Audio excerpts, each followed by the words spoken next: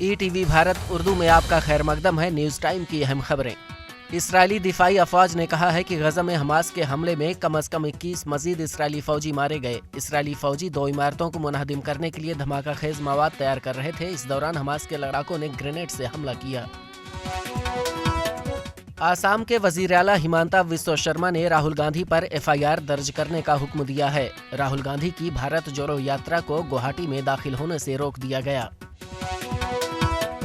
Supreme court ने गुजरात के खेड़ा में पुलिस अहलकारों के हाथों मुस्लिम नौजवानों को सरेआम खंभे से बांधकर पीटने के अमल को जालिमाना और नाकाबिले कबूल करार दिया है।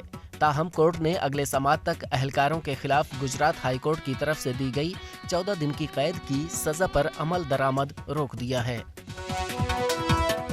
अयोध्या के राम मंदिर में पूजा पाठ की शुरुआत के दूसरे दिन हजारों की तादाद में लोग पहुंच रहे हैं। रामलला के दर्शन के लिए मुल्क की मुख्तलिफ रियासतों से आने वाले लोगों में मजहबी जोशो जुनून दिखाई दे रहा है।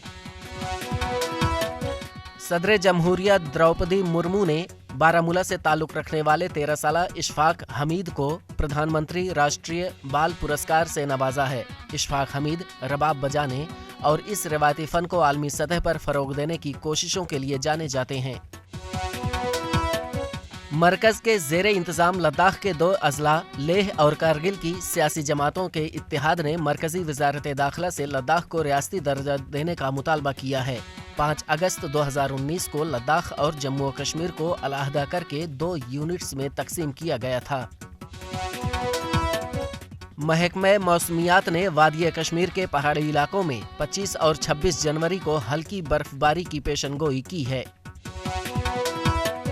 ICC ने one day team of the year 2023 का ऐलान कर दिया है। रोहित शर्मा को टीम का कप्तान मुकर्रर किया गया है।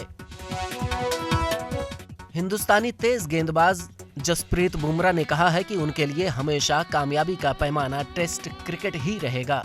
खबरों की ताज़ा अपडेट्स के लिए ETVBharat.com पर लॉगिन करें। शुक्रिया।